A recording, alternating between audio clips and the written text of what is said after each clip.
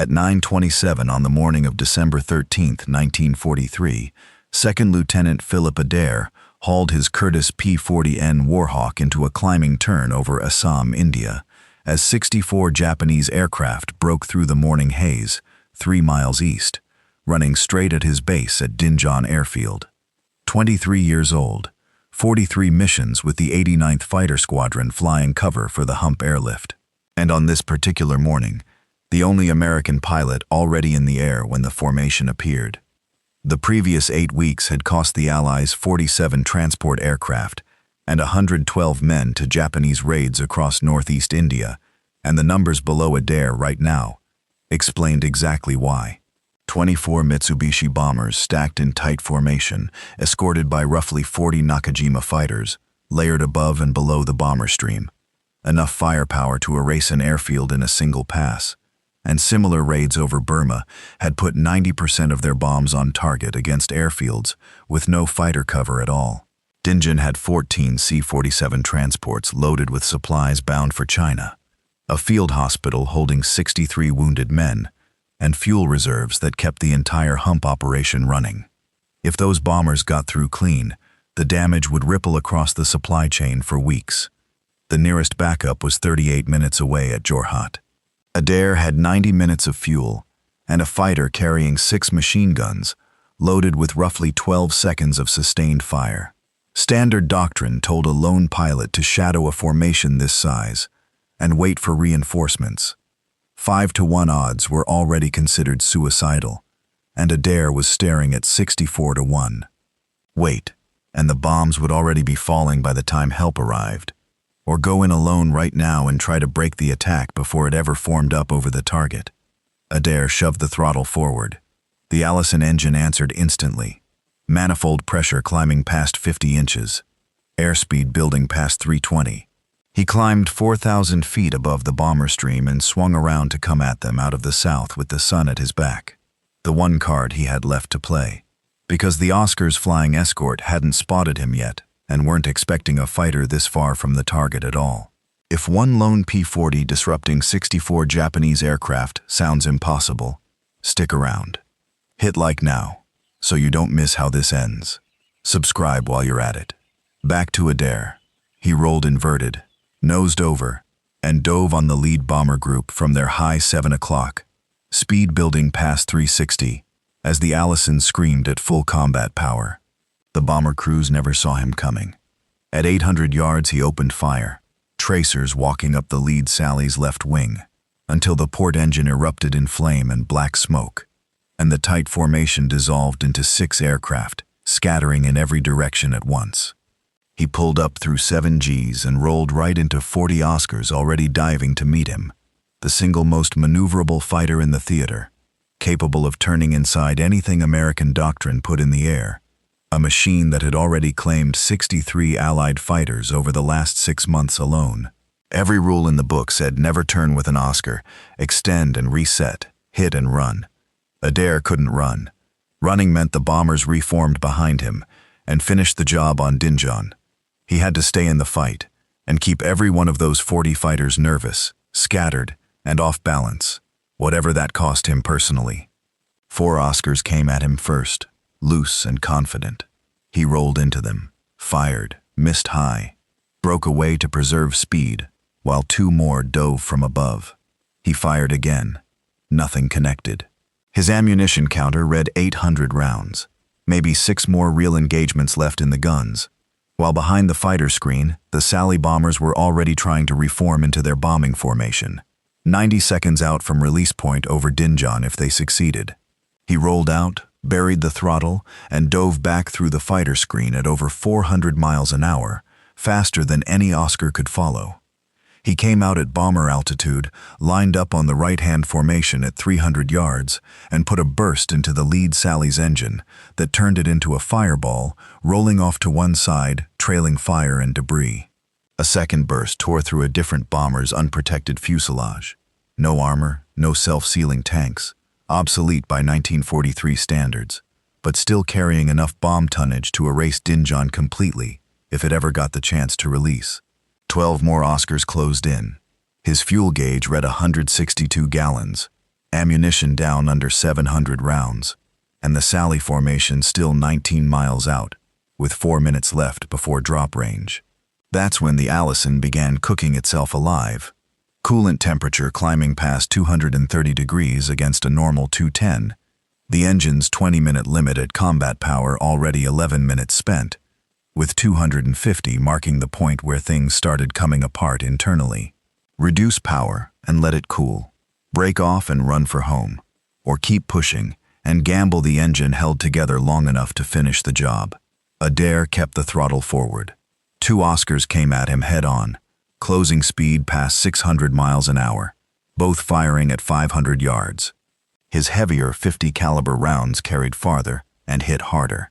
1 Oscar took a burst in the engine cowling at 350 yards and broke off trailing white coolant vapor, its wingman following it down. Adair rolled back toward the bombers, coolant gauge now past 240, and found the lead formation reforming again, with 6 Oscars scrambling to screen it. He dove past the fighters at 390, too fast to intercept, leveled out at bomber altitude, and put a burst through the lead Sally's wing root that folded the entire structure and sent the bomber into an inverted spin with no parachutes visible before it hit the jungle. The formation broke apart a second time, this one for good. Whatever they dropped now would land across miles of empty jungle instead of anywhere near the airfield. The engine kept cooking, 248 and climbing, vibration building through the stick as the cylinders started pre-igniting under the heat. 8 Oscars dove on him from above before he saw them coming. 7.7 millimeter rounds punched through his right wing, severed his aileron control rod, and left the wing mushy and hard to hold level. More rounds sparked off the engine cowling, one punching straight through the coolant reservoir behind the firewall and spraying green fluid across the windscreen. The temperature gauge cleared 260. Steam started venting from the cowling seams. Oil pressure dropped toward 0. Adair chopped the throttle, RPM falling from 3,000 to 2,400, not enough to hold altitude. The aircraft settling into a 1,000-foot-a-minute descent, while the circling Oscars watched and waited. Then the engine caught fire, burning coolant vaporizing and igniting along the cowling, flames feeding forward with the airflow. 30 seconds or less before they reached the fuel lines, and the whole aircraft went up.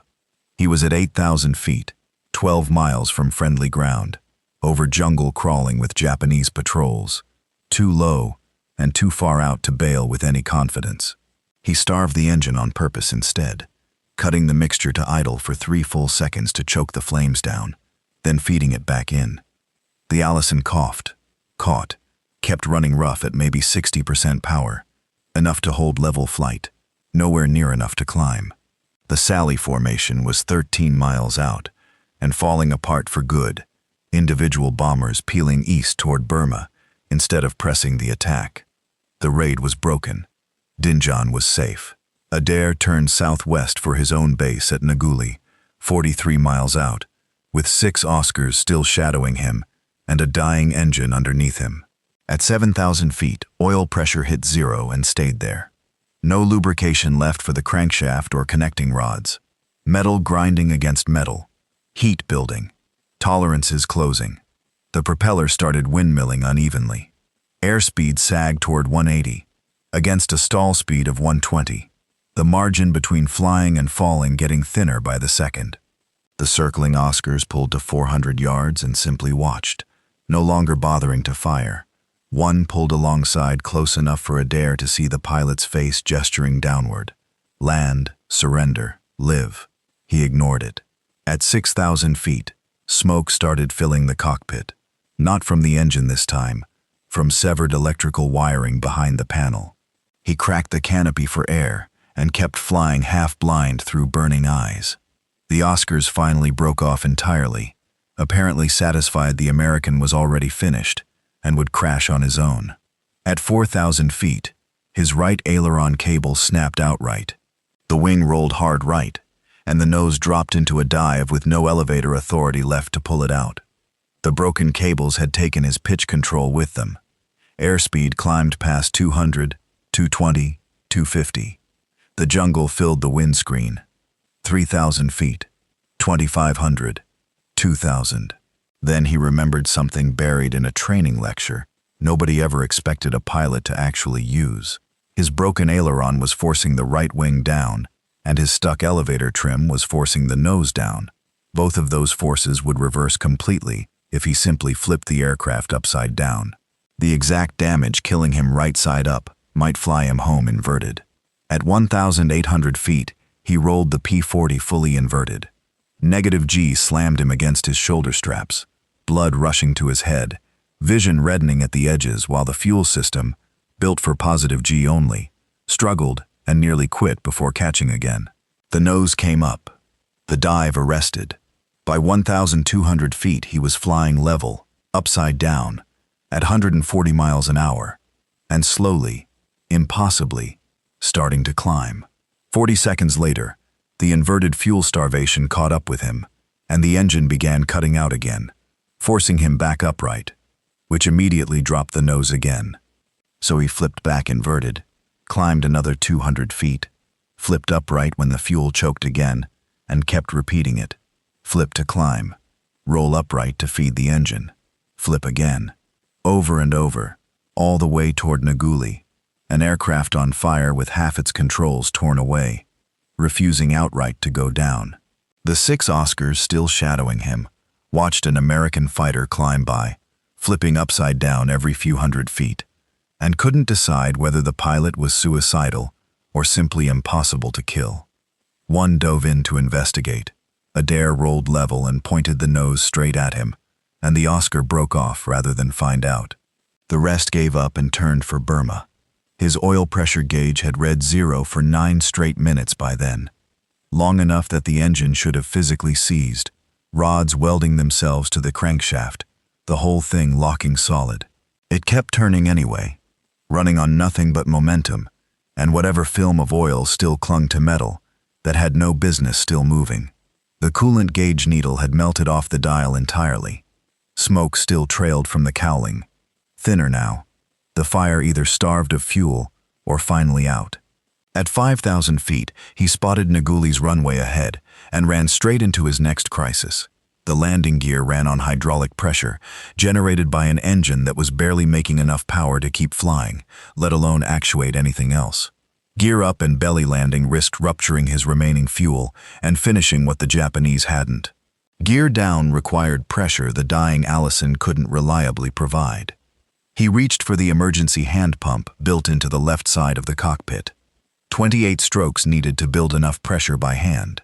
But working the pump properly needed both hands. And letting go of the stick meant losing what little pitch control remained. He tore his lap belt loose, lashed it around the stick and through the seat frame to hold rough neutral, and started pumping with both hands, fighting carbon monoxide poisoning that had been building in the cockpit for 14 minutes and was already making his right hand shake uncontrollably. 5 strokes. 10. 15. At 23, he felt resistance building. At 28, the gear thumped down and locked. Left main first, right main a heartbeat later. Gear down meant drag, and drag meant airspeed bleeding from 160 down toward 135. Thin margin above stall, with an engine now producing maybe 40% power. 7 miles to the runway. His vision started tunneling gray at the edges, carbon monoxide chewing into his judgment. The one working temperature gauge reading 310 degrees, deep into territory where a piston or a connecting rod could let go at any second. Flaps were hydraulic too, and there wasn't enough pressure left to run both systems, so the flaps stayed retracted, meaning he'd touch down 30 miles an hour faster than normal on a runway barely long enough to handle it even undamaged. 2 miles out, the engine finally died completely. No power, no thrust, just a Warhawk gliding on a ratio that was poor, even healthy, and worse now with battle damage disrupting the airflow over torn wings and fuselage. The math didn't close. He was going to come up 200 yards short in the jungle after everything he'd already survived. Then the same inverted flight logic that had saved his climb offered one more trick. Flying upside down changed the aircraft's effective drag enough to stretch a glide, a principle mentioned once in training and never meant to actually be flown. He rolled inverted one last time at 1,800 feet, a mile out, blood pounding in his skull again, the horizon spinning disorientingly beneath, or above, him. Airspeed held at 125, descent rate dropping to 500 feet a minute instead of 700. On the ground, a crew chief named Technical Sergeant Robert Martinez watched an inverted, smoking P-40, with its gear hanging down, approach the field, and assumed for one heart-stopping second that a captured Warhawk was inbound to strafe them. He and 3 other men ran for a .50 caliber position and tracked the aircraft, finger on the trigger, deciding in real time whether to open fire. Adair's consciousness was going gray at the edges, with maybe 20 seconds left in him. Roll upright too early, and the damaged controls would shove the nose down short of the runway. Too late, and he'd overshoot entirely. At 200 feet, 300 yards out, he rolled back upright, fought the wing that immediately dropped right, forced the nose up with what little elevator authority the torn cables still gave him, and came down steep and wobbling toward the threshold. Martinez made the call not to shoot, 3 seconds before the Warhawk crossed the runway edge at 90 feet, dropping fast. The last 90 feet took 4 seconds. The main gear slammed the concrete at 7 Gs. The right gear collapsed outright. The wingtip caught and dug in, and the aircraft ground looped a full 180 degrees in a shower of sparks before skidding to a stop 200 feet later, smoke pouring from the engine bay. Adair sat motionless for 12 full seconds before his hands found the harness release. He climbed out onto the wing on legs that buckled the instant they took his weight, and ground crew caught him before he hit the tarmac. Martinez pulled the cowling open to a destroyed Allison, seized pistons, a warped crankshaft, 3 connecting rods fused solid to the crankshaft itself, the whole cooling system gone, 16 bullet holes in the fuselage, 7 more in the right wing, 4 in the left. Lulu Bell would never fly again, but Dinjon stood untouched. Every one of the 24 Sally bombers had turned back without releasing a single bomb, scattering 15 miles short of the target with their 40-strong Oscar escort in tow. 0 bombs on the airfield, 0 casualties on the ground. 14 C-47s stayed flyable, and the hump airlift never missed a beat. Flight surgeons who examined Adair 3 days later found carbon monoxide still elevated in his blood 72 hours after landing, a level that should have put him unconscious well before he ever reached Nguli. He'd flown the last 11 minutes of that fight on will alone, by any reasonable medical standard. On January 8, 1944, Lieutenant General Joseph Stilwell pinned the Silver Star on Adair's chest for gallantry that broke up a 64-aircraft raid single-handedly and saved a critical supply base from destruction. Adair flew 95 more missions with the 80th Fighter Group, made ace with 5 confirmed kills, and closed out his combat tour in July 1944 by downing 2 more Oscars over northern Burma. He came home in September, stayed in uniform for 30 years, and retired a full colonel in 1971. The Burma Banshees themselves fought on through the end of the war, credited with over 400 Japanese aircraft destroyed in the air and on the ground, at a cost of 63 of their own pilots. The P-40 never got the reputation the P-51 or the P-47 earned. It was slower than both, useless, much above 15,000 feet, obsolete on paper by the time Adair flew it into that formation. None of that mattered on December 13, 1943. What mattered was a pilot who refused every off-ramp doctrine offered him, refused to wait, refused to run, refused to eject, refused to crash, and solved problems no flight manual had an answer for by flying his crippled fighter upside down, not once, but twice in the same afternoon, once to climb and once to glide, a trick nobody had used before and nobody would need to use again. If this one had you gripping your seat, hit that like button. It's what gets these stories in front of more people who need to hear them.